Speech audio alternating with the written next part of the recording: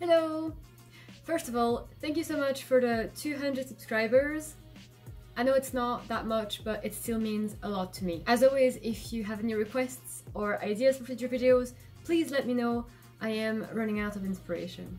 But today's video has been requested quite a bit actually, and it is all about me and my experiences before getting into my Assistant Psychologist post. Why do I struggle so much with saying Assistant Psychologist?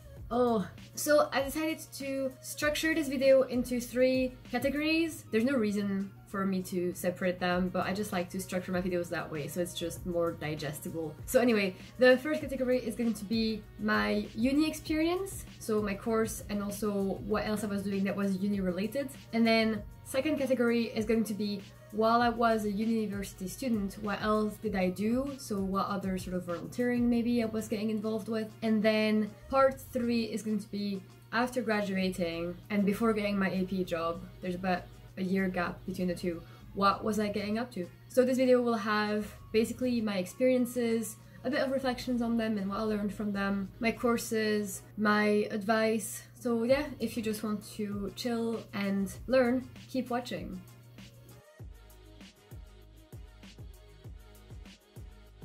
So, part 1, university. So I did my degree in Scotland. I actually started it as a psychology with sociology honors degree. So my first year was psychology and sociology, but we basically had the exact same modules as the psychology students. And then I realized I hated sociology. I think it was actually a problem with the language barrier because I thought that sociology was social psychology, but it's not.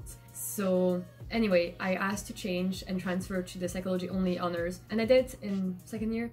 So because I did it in Scotland, it lasted for 4 years in a row.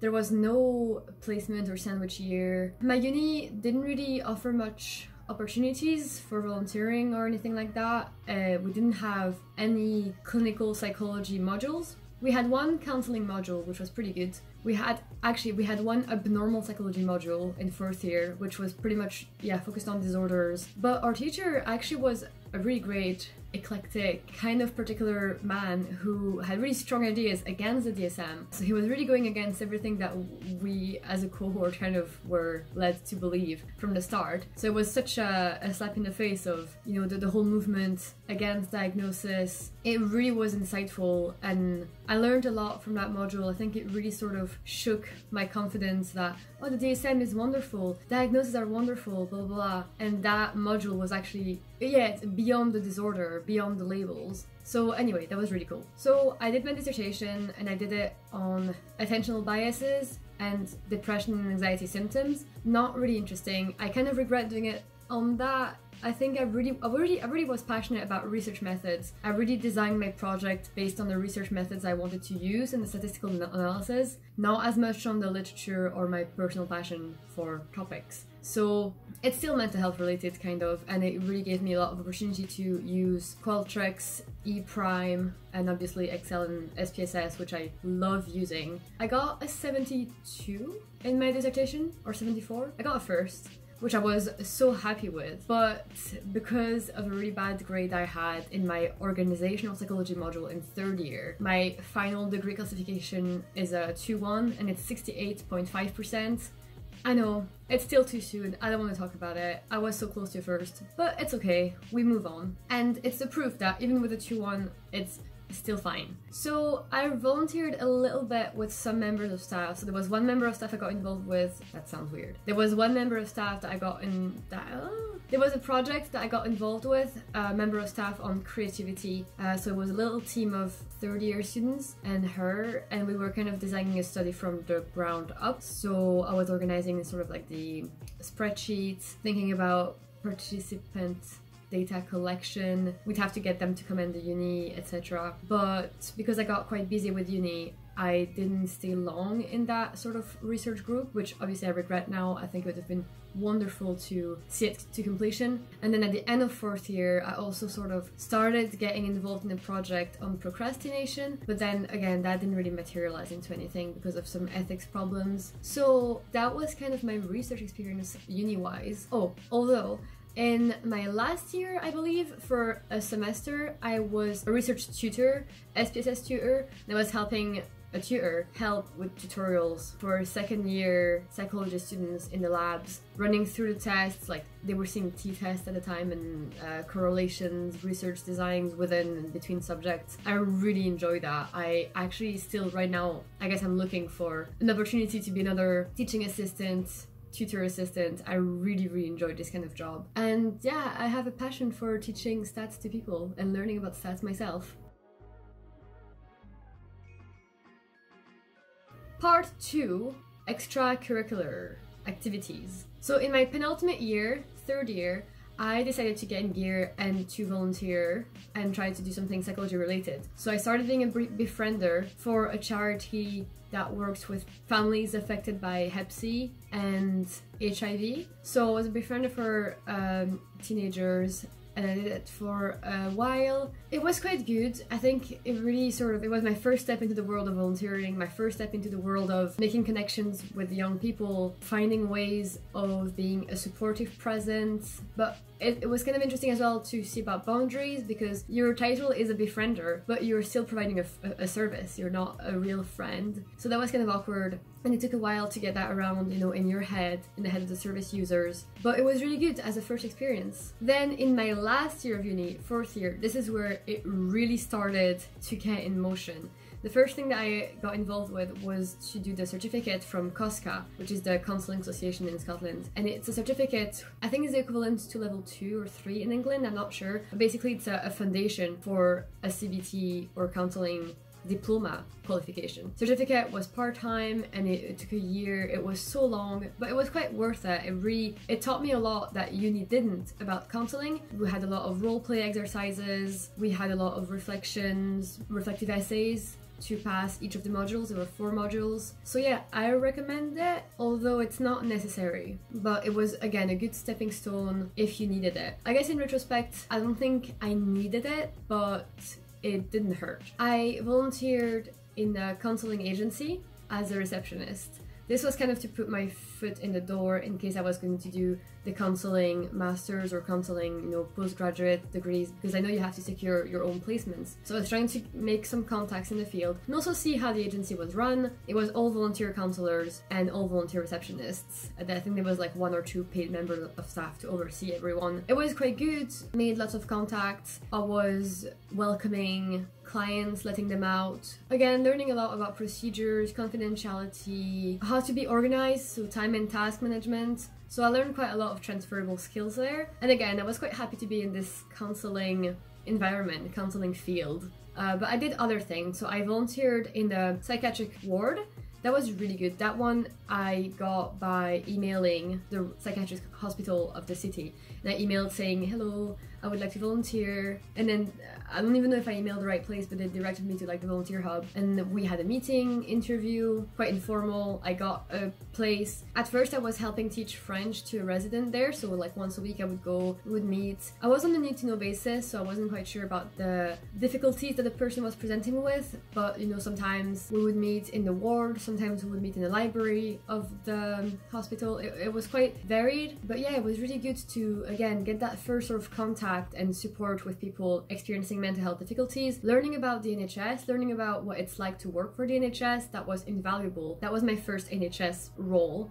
And yeah, learning about everyone else that is involved when someone is in a psychiatric ward. It's not just about doctors and psychiatrists. The volunteers actually have like a really huge role. And then what I did after that, I was moved to an art group that was helping facilitate with OTs, art therapists, nurses. That was really good. It was for old ladies in another ward. And I would go again once a week. We would have an art group, which they were just free to join whenever. So I'd have to liaise with the activities coordinator to try and see what activities, what projects and crafts will we do this week, and help facilitate it while it was happening in case there was any difficulties. If someone started having outbursts or an episode, or someone was getting quite upset, we would deal with that. And I really enjoyed that. So another thing that I did was volunteering for the Samaritans. Now I cannot recommend that enough. It was amazing. The training was amazing. There was a whole selection process. It was pretty brutal. People were dropping like flies, you know, throughout, because it is intensive, it demands so much, and it's not for everyone. But the skills that I learned, the confidence, it was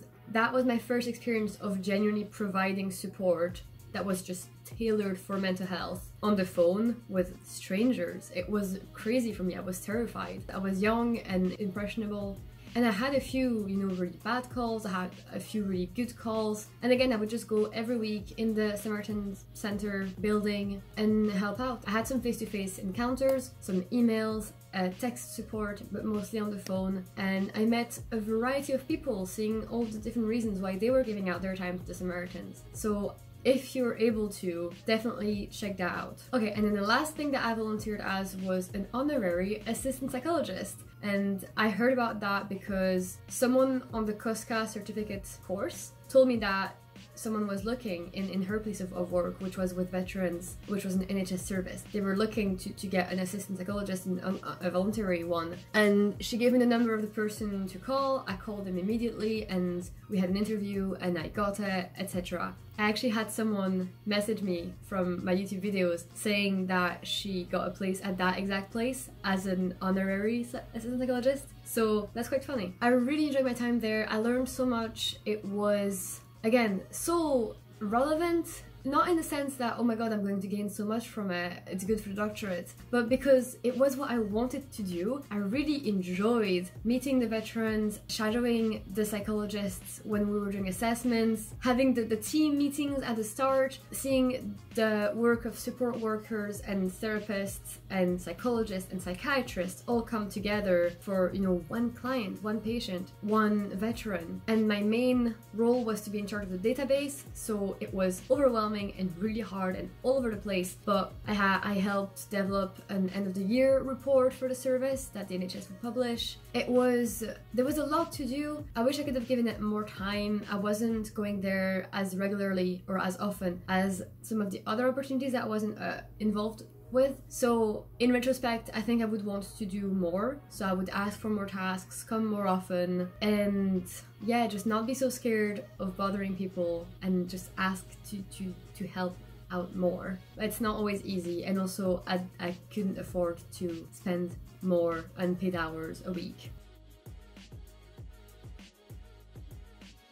So anyway, part 3, after graduation, I kept volunteering for quite a bit, and some of them I didn't do the receptionist anymore. I think I kept the Samaritans and kept the honorary assistant psychologist for quite a while. Then I got a job as a note taker for disabled students at my old university, which was really great. It wasn't super mental health related, but I enjoyed going back to the uni, and I enjoyed getting involved in the student well-being and disability service. It actually got me quite interested in maybe getting a place there later as a job, working in the student office for student well-being. So it's something that I've been looking into. Anyway, but then my actual job that I got was autism support worker. So I got that in August and I started in September, got trained for first aid and obviously like autism training, managing challenging behaviors. It was an after-school club for autistic children and teenagers. I think it was between 11 to 18 years old. And it was so great.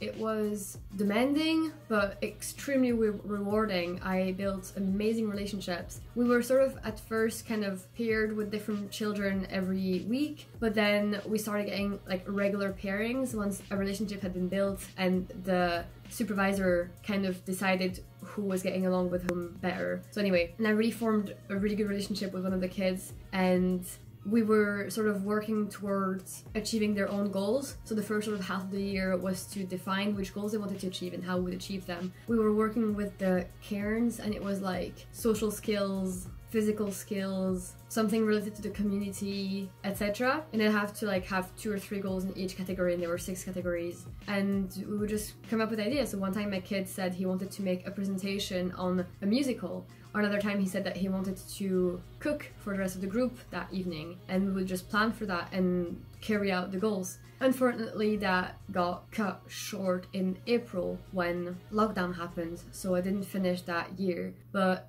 I really enjoyed it, and I would have continued doing it if I wasn't doing a master's now. So I had applied for the CAAP Masters in Scotland, but I didn't get into any of that, and I was quite disappointed, obviously. So what I did instead was then I applied for some self funded CBT postgraduate diplomas, and I got into one. So I have been training for a year so far in CBT, and I've done some group work, I've done some one-to-one work, I have done quite a lot of hours now seeing clients for anxiety, depression, kind of low-level mental health issues, because I'm supervised and everything, but I'm still not qualified, and yeah, working as a therapist, basically a student therapist, which I really enjoy doing. Okay, my camera just stopped. I hope it recorded. Yeah, so that's my journey. I'm still working towards achieving more. I'm pretty happy with what I have done. I hope that this was helpful, insightful, not boring. That's the nightmare I have. Anyway, if you liked this video, give it a like. And if you have any comments, requests, concerns, ideas, or thoughts whatsoever, just comment and we'll talk. It's always nice. You can follow me on Twitter at VannyPsych and subscribe. That's the most important of all of them. Oh, I hate doing this. I'll see you all in a future video. Take care!